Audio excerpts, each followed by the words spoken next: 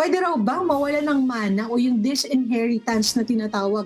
Alam niyo po puwede rin 'no, puwede rin pong i-disinherit kaya lamang po yung disinheritance ay nangyayari lamang po meron pong specific grounds na binibigay again ng family code. Naka-enumerate kung ano yung specific grounds para po, payagan ng batas na ma-disinherit kayo ng mga magulang niyo.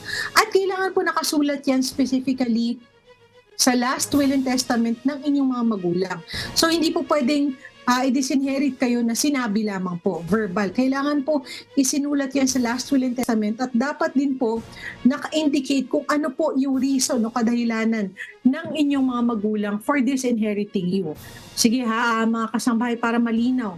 Baka may skip ako, no? At baka magkamali po tayo ng interpretation. Sasabihin ko po ha kung ano yung mga grounds for disinheritance kasi hindi po pwedeng basta-basta alisan ng mana. Sa unang-una, kailangan nakasulat po sa last will and testament. At pangalawa, under these specific grounds, no? So unang-una, ano ba yung ground, no?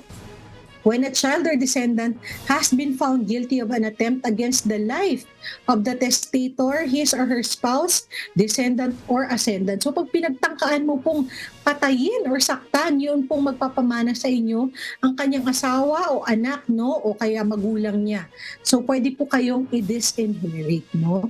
Attempt against the life, no? So pangalawa, when a child or descendant has accused the testator of a crime for which the law prescribes imprisonment. So pinagbibintangan niyo po yung magpapamana sa inyo na siya ay may pananagutan sa isang krimen na ang penalty ay higit sa 6 years. So kung pagbibintangan niyo po at kakasuhan niyo, no, so pwede rin po maging ground for disinheritance yan. Okay?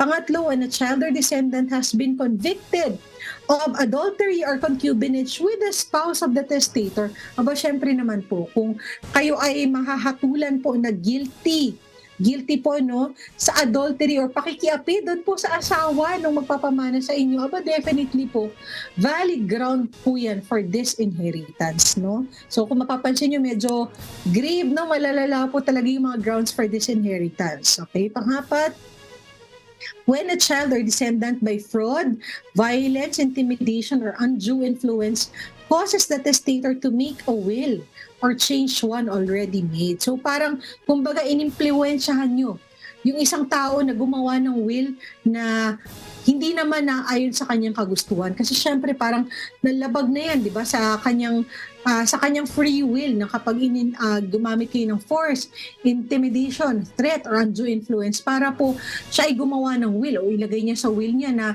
kayo ay pamamanahan o kaya naman baguhin niya yung will niya para hindi mapamanahan yung iba na in fact gusto niya naman pong pamanahan. So pwede rin po yung ground for disinheritance, no? Okay? Number 5, refusal without justifiable cause to support the parent or ascendant who disinherits such child or descendant. So yun ang sinasabi natin, pwedeng maging ground kapag inabandon na, no? Inabandon na at hinayaan mo without justifiable cause, no? Pwede siyang maging ground for disinheritance. So again, kapag inabandon na mo ang iyong magulang or yung mas nakatataas ay na pwede magpamana without justifiable cause. Wala kang justifiable cause kung bakit hindi mo siya nabibigyan ng support. Abay, definitely, magiging ground po yan for disinheritance, no? Pang-anim naman po, maltreatment of the testator by word or deed by the child or descendant. Siyempre, pag minamaltrato nyo po, sinasaktan nyo, by word, no, pwedeng minumura-mura nyo, no, kung nilalait-lait nyo, o kaya naman po ay sinasaktan nyo. Definitely, that is a ground for disinheritance, no? So again, maltreatment by word or deed na ginawa mo doon sa posibleng magpapamana sa'yo, pwede po yan maging ground for disinheritance. Ayan, parang nawawala ako doon sa internet connection. So again ha, maltreatment by word or deed, pwede po yan maging ground for disinheritance, no? Number 7, ako ito medyo controversial pero ito po ay nakasulat ha sa ating family code. When a child or descendant leads a dishonorable or disgraceful life. Yan. So kapag sa perception po or paningin po ng magpapamana ay namuhay ng dishonorable or disgraceful life, yung kanyang anak or posibleng pamanahan, pwede po yan maging ground para ma-disinherit po kayo. At last but not the least, when a child or descendant, when conviction of a crime which carries with it a penalty of civil interdiction. So medyo ano na to, very technical na to and legal. So yan. So basically, yan po yung eight grounds na mini-mention po sa family code na ito lang po yung mga grounds na to na pwede maging ground para kayo po ay ma-disinherit ng inyong mga magulang or ng ascendant nyo. No? Mas matanda sa inyo na maaari kayong pamanahan.